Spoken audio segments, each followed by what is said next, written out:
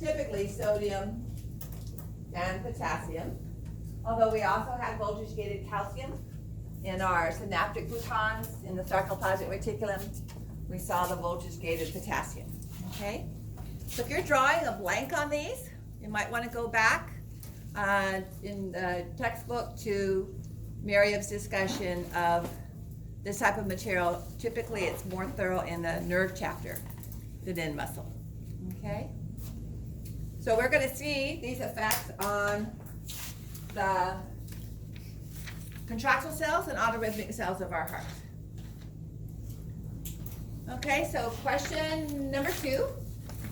In this diagram of an action potential across the axolemma, that's the plasma membrane of the axon, in a neuron, identify the protein channels in the plasma membrane which contribute to the membrane potential march number 1, and that would be this one right here. Okay? So which of these channels contribute to the formation of our resting membrane channel?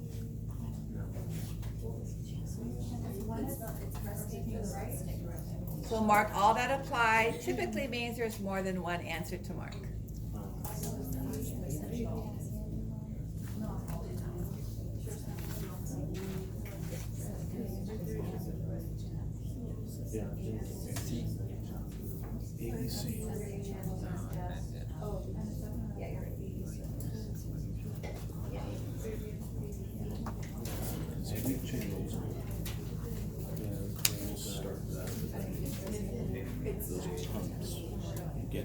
So notice that this is at a minus 70, meaning that there are fewer positive ions, more negative ions inside the cell. If we were at 0, we would be at equilibrium.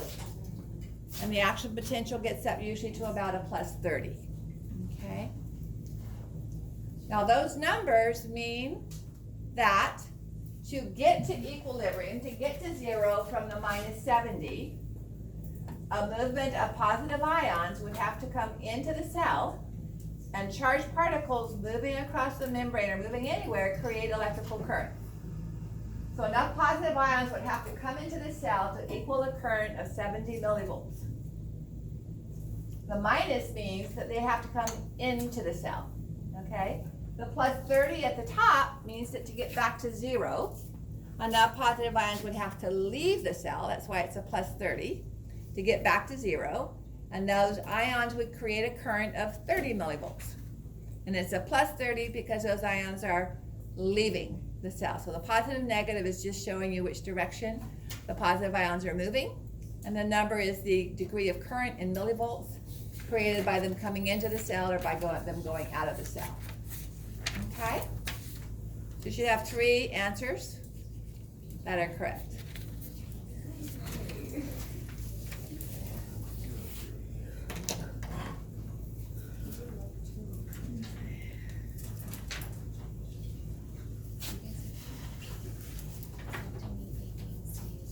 All right, question number 3. In this diagram of an action potential where the red is, so number 2, well, it says number 4 here, sorry, let me rephrase it because I was looking at the wrong one. In this diagram of an action potential across the axolemma, identify the protein channels which contribute to the formation of this region. So number 4. Not for the red area, as I first started to say. Potassium is the only thing that's leaving the cell. So the cell is depolarizing or repolarizing? Repolarizing. Repolarizing, okay? So are we losing positive ions or gaining positive ions when we repolarize? Losing positive ions. Losing positive. Another way is to gain negative, like chloride ions, but we're not doing that here, okay? So what channels have to be open to lose positive ions to allow for repolarization?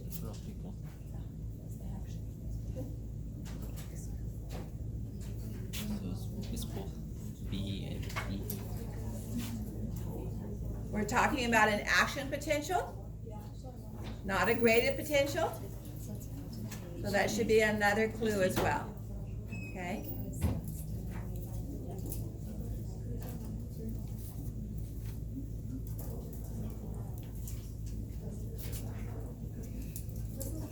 So hopefully you had a chance to review this over the weekend, and if not, if it's sounding fuzzy, review it, okay? Because it will make the cardiac material a lot easier.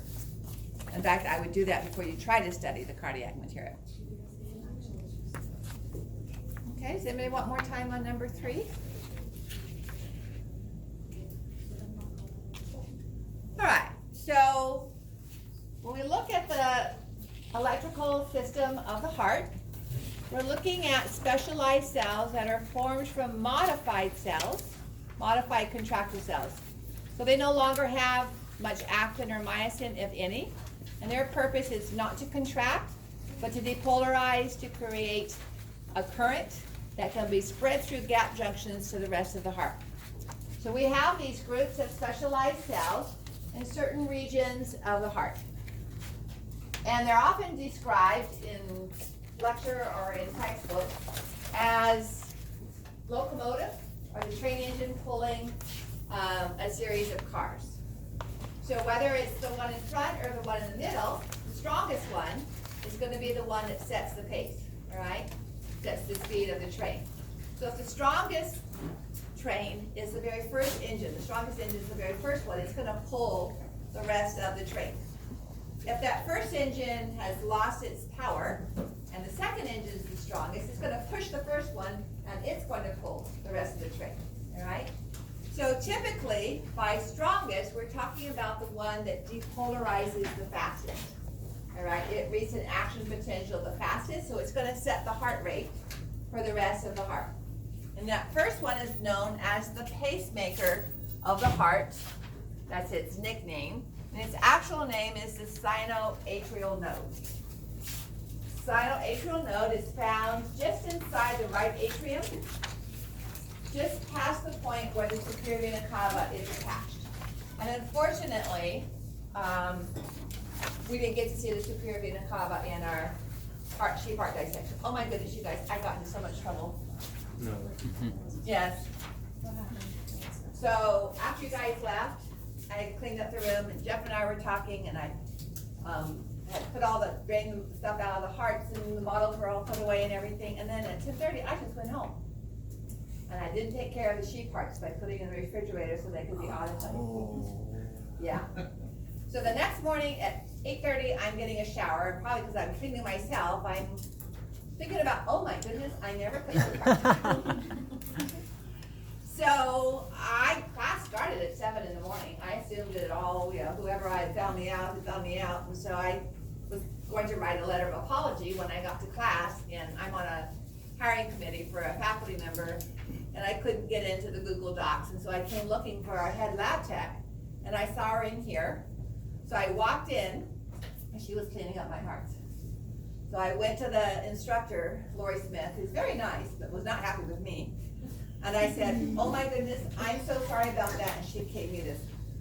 And I said, I just remembered this morning, I started cleaning up and then I got involved with other stuff. And she said, well, she had just found out like 2 minutes before I walked in, like 3 minutes.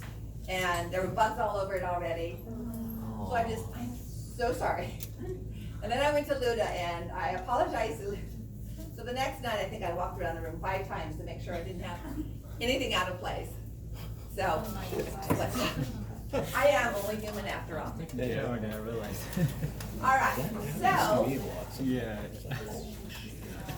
these cells that form the SA node and AV node and so on are known as autorhythmic cells instead of contractile cells because they do not contract. So again, at the base of the superior vena cava, we have these the cells form a cluster known as the sinoatrial node.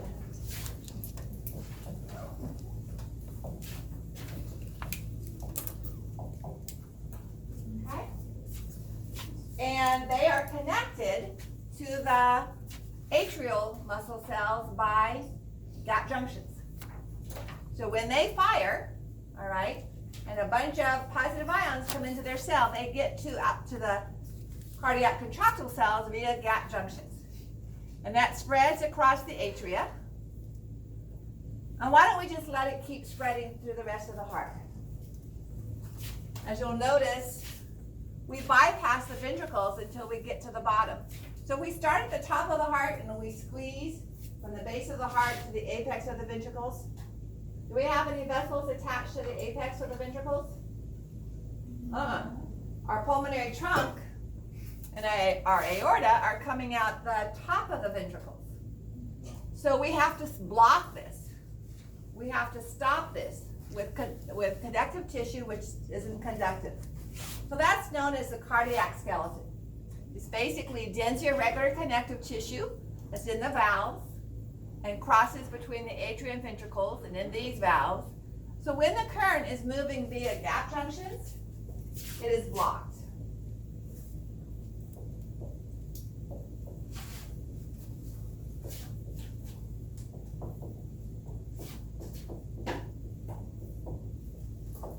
It's not truly a skeleton, but it's non-conductive.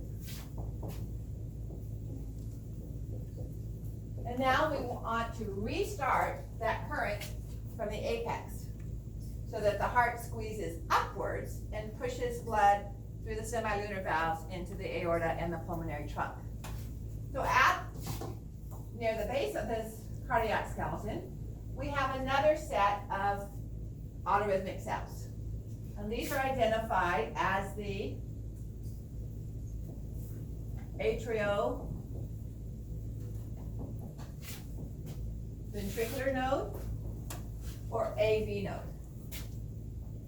They don't depolarize as rapidly as the sinoatrial node does.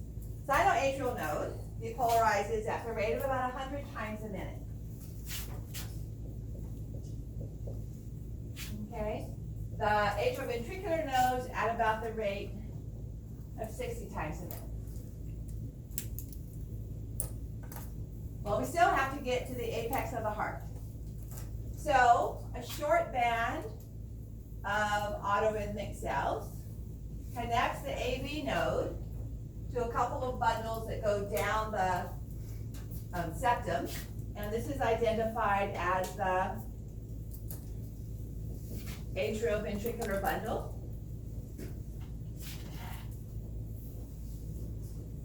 Or an older term is the bundle of His. This is a guy's name. We're not being stereotypical, saying His instead of hers. So that would be this structure right here. Okay?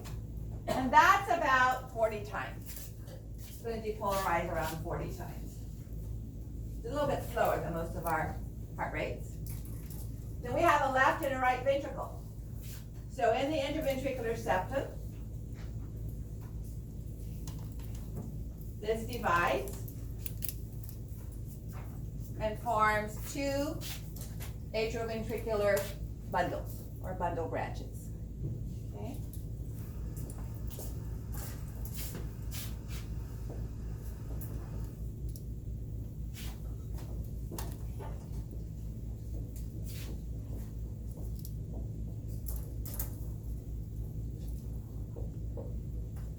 And then when it gets down to the outer wall, it sweeps up the outer wall of each ventricle, supplying ventricular muscle. And these are known as conduction myofibers. The older term is Purkinje fibers. Okay? And these are going to contract about 20 to 30, because individual ventricle muscles are about 15. So these are the numbers in red, are what I want you to know.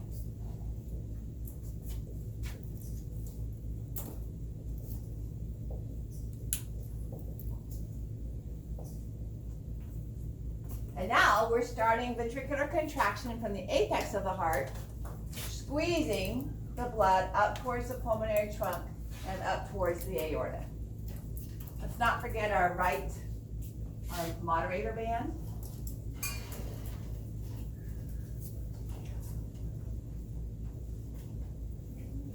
Because I indicated on Wednesday, that's a conduction component.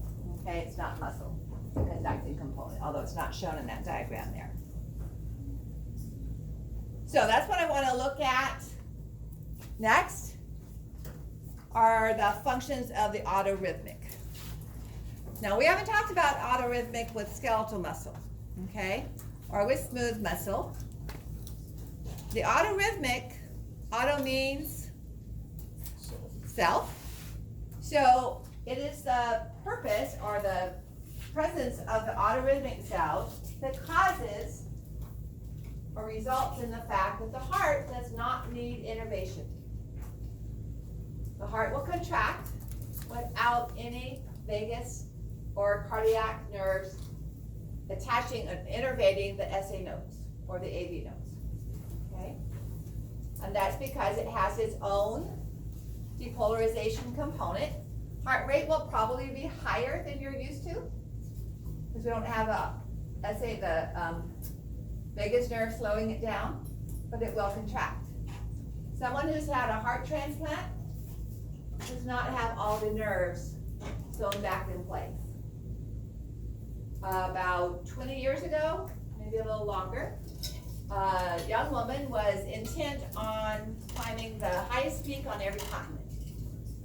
And she had done about 4 or 5, and she developed a viral infection of the heart, which resulted in weakness and cardiomyopathy. The heart would contract, but not sufficient to pump the blood out, and she was slated for a heart transplant. In fact, she talks about flying over Disneyland's Matterhorn and resolving that she was going to keep on climbing. So she recovered, and she went back to climbing. We talked about what neurohormone that will increase heart rate. Norepinephrine from the adrenal glands.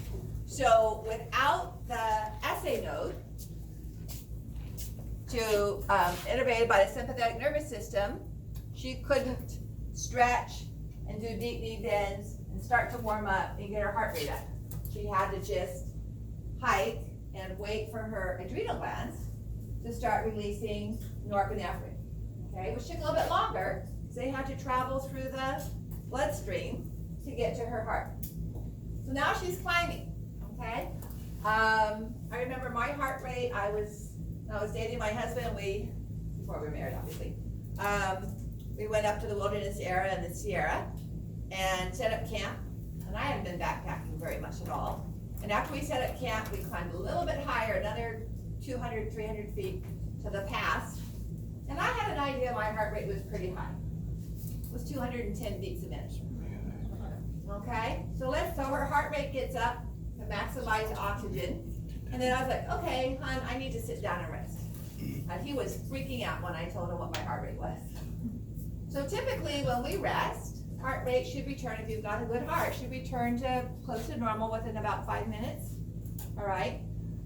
Because we're releasing acetylcholine that affects those potassium channels and decreases our heart rate. So our normal heart rate is not 100, it's usually between 60 and 70 because of parasympathetic nervous system. Do we have any acetylcholine released as hormones? Do we have any endocrine organ that makes acetylcholine? No. So this woman could not slow her heart rate down in 5 minutes. What did she have to wait for? She had all that norepinephrine from her adrenal glands circulating around. She had to wait for that to be cleared. All right, it could take an hour to an hour and a half, certainly 30 minutes, depending on how high it was, her heart rate, to clear enough norepinephrine from her bloodstream to lower her heart rate. Because when heart transplants are done, typically sympathetic and vagus nerve are not attached. But the heart will beat on its own because of autorhythmic cells, okay? The function then of the autonomic nervous system is what? Illustrated on what I just told you. What would be the purpose? The heart's going to beat on its own, and we don't need the nerves. Why do we have sympathetic and parasympathetic nerves? To modify it, to speed up the heart, to slow down the heart, okay? That's the purpose of the autonomic nervous system, is to modify the heart rate, not to actually instigate the heart's contraction. By instigate, I mean cause it. So, autorhythmic cells form the SA node, the AV node, the bundle branches, the moderator band, the Purkinje fibers. we're gonna look primarily at the sinoatrial node, okay? So I wanna get started on that, and then we'll take a break. We'll see how far we go, because during that break, I'll pass back your exams. It'll be a little bit longer break than normal. You're welcome to keep the exams to look at until the next break, okay? So I don't expect you to look at them in 5 minutes and give them back again. What's missing from this diagram based on what we talked about for neuro and muscle function? The resting. Exactly. No resting membrane potential. Okay, so that is unique for autorhythmic cells. Why? Because they're autorhythmic. We got rid of our resting membrane potential by opening ligand-gated channels with acetylcholine or norepinephrine. Here, the heart is going to depolarize on its own, so it's constantly depolarizing until it reaches threshold, and then we have an action potential, and as soon as it recovers from that, it starts to depolarize again. All right? So just looking at that, how do you think the sympathetic nervous system increases heart rate? What do you think it does? If this is a typical diagram, depolarization, action potential. Depolarization, action potential. What does sympathetic nervous system do to heart rate? Increase it or decrease it? Increases. So if the action potential looks exactly the same, doesn't take less time or more time, what are we changing? We're changing the time it takes to depolarize. We're changing the time it takes for positive ions to move into the cell. So if heart rate's going to go up, it's going to take less time to depolarize. And that's what the sympathetic nervous system does. It increases, well, it does it by a couple of ways. What do you think the parasympathetic nervous system does? It's going to slow the heart rate down. It's going to take longer. All right, so if you think of this as filling a bathtub, and we have the bathtub, we've turned on the faucets, and water's coming in, okay, and it's filling up. As soon as it reaches a certain point, we have an action potential, okay? Splashes out of the tub or whatever you want to think happening. So for the sympathetic nervous system, we reach that fillable point in the bathtub by turning on, or opening the faucets so more water comes in faster, or maybe taking a couple of cups of water and adding them from somewhere else. For the parasympathetic system, we slow it down by pulling the drain out. Now we're trying to add positive ions to the cell, and acetylcholine opens potassium channels, and we start losing positive ions. It's like pulling the plug on the tub while we're trying to add water to it from the faucet. Okay, so it's a balance of how fast we get those ions in there as to whether it takes a long time or short time to reach our action potential. Okay, so that being established, we have no resting membrane potential. Now we're going to add a couple of channels and talk about a difference in function, okay? Because we still have depolarization and repolarization, but how we get there is different. So first of all, let's look at the depolarization.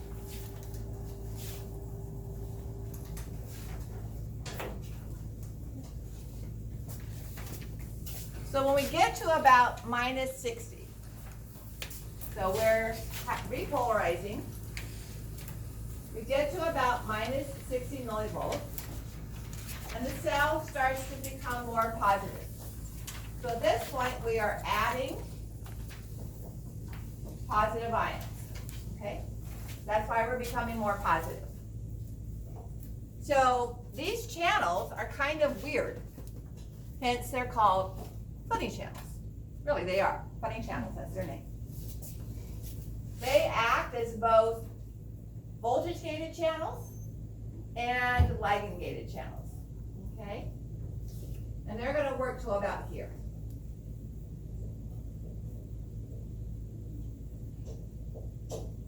So they act as voltage-gated channels because they open as the cell becomes more negative. Our typical threshold potential was as the cell became more positive. That's when we opened voltage-gated channels, all right? So if you recall our typical neuron or skeletal muscle cell, we got to a particular increase in the number of positive ions and we started our action potential. So when the inside of the cell became more positive and got to the threshold, we opened voltage-gated channels, all right? Here, as the cell is becoming more negative, we open voltage-gated channels. All right?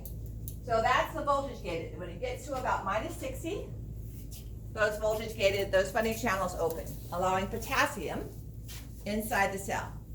So these funny channels, although they work with both potassium and sodium, it's primarily sodium. So when they get to a minus 60, they open, all right? They also open with a ligand, and we're not used to seeing chemicals attaching to receptors inside a cell, except when we talked about the endocrine system. So these will open when ligands, chemicals attach to them, and the chemical is cyclic AMP. Getting a hint of how norepinephrine works? Norepinephrine activates adenylate cyclase, which makes cyclic AMP. And the more cyclic AMP there is inside the autorhythmic cell, the quicker these open, okay? But right now we're just looking at our typical components. So good, just to remind you, we're talking about autorhythmic cells.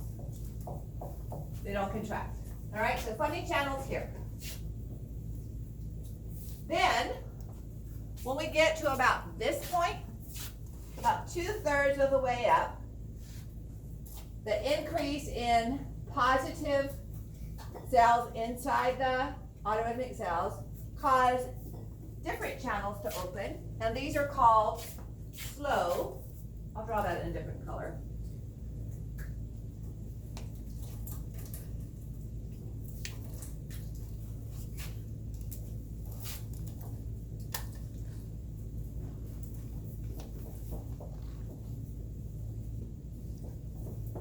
So the slow calcium channels are also voltage gated because they will open when the inside of the cell gets to a certain number of positive ions. Okay? Well,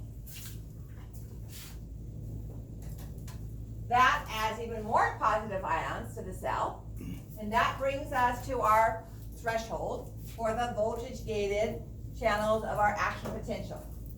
Typically, what are those for? What ions are those for? Sodium. Yet another difference. Our action potential in autorhythmic cells is created by the opening of fast calcium voltage gated channels.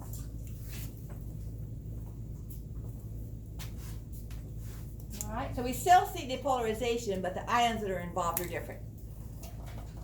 Then we recover, finally, something you've heard of before. We recover fast calcium voltage gated channels close at the peak of our action potential, and we lose positive ions via potassium voltage gated channels, just like in neurons and skeletal muscle cell. The repolarization occurs due to potassium voltage gated channels. Question. Yes. What does the red marker indicate? The red mark is where the slow calcium channels are added to the open funny channels, or replace them, okay? So now, as we're losing positive ions, the inside of the cell is becoming more negative, right? And as it becomes more negative, it reaches finally our minus 60. Voltage gated potassium closes, and as a result of that minus 60, our funny channels will open. Okay? Don't need any neurons for this to happen at all. because we're constantly, it's like an hourglass. We're constantly sands dribbling through the hourglass, and we're either flipping it over or letting it dribble in. So for each contraction of the heart, this occurs. Every time an action potential occurs, positive ions from the calcium are sent through gap junctions to the atrial muscle cells, and they contract. And they send positive ions to the next atrial cells, and they contract. And finally, that triggers our atrioventricular node, and we send the current down through, and so on. Okay? So it's the creation of this action potential and the positive ions coming into the cell here that pass through gap junctions that activate the first contractile cells of the atria. This will happen without norepinephrine. It will happen without acetylcholine. Okay? When we do have norepinephrine or we do have acetylcholine, it changes this activity. Norepinephrine will change this so that we reach threshold faster. Acetylcholine will change this so it takes us longer to gain those positive ions. It takes us longer to fill the tub. Okay, so let's leave it at that for break. If you hold on just a second, I'll pass out your exams, and then we'll kind of see how much time you need to